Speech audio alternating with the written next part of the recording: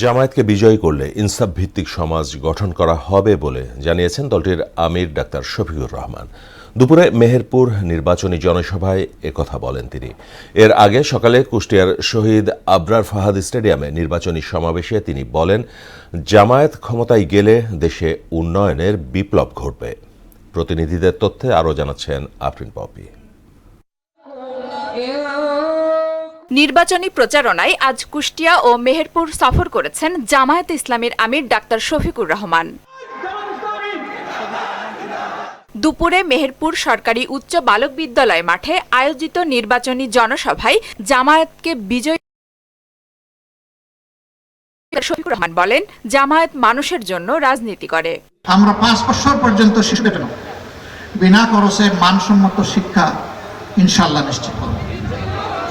যারা জীবনে দিয়েই চলেছেন জাতিকে, 60-65 বছর অতিক্রম হয়ে যাওয়ার পরে তাদেরও চিকিৎসার পূর্ণ দায়িত্ব নেবে রাষ্ট্র ইনশাআল্লাহ। আপনাদের দোয়া, আপনাদের ভালোবাসা, এই নিয়ে আমরা এগিয়ে যেতে চাই।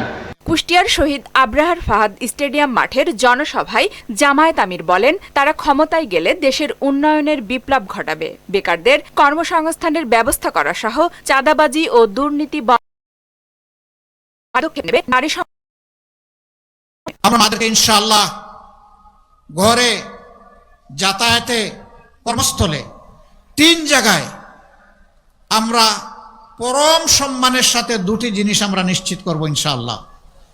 নাম্বার 1 তাদের মর্যাদা, নাম্বার 2 তাদের নিরাপত্তা। বাংলাদেশে প্রত্যেকটি সক্ষম পুরুষ এবং নারীর হাতে মর্যাদার কাজ আমরা তুলে দেব ইনশাআল্লাহ। বিশেষ করে যুবক যুবতীদের হাতে সিন্ডিকেট ভেঙ্গে একদম চুরমার করে দেওয়া, চাঁদাবাজিতে যারা লিপ্ত তাদেরকে আমাদের বুকে টেনে নিয়ে অন্য ভালো কাজে লাগিয়ে দেওয়া।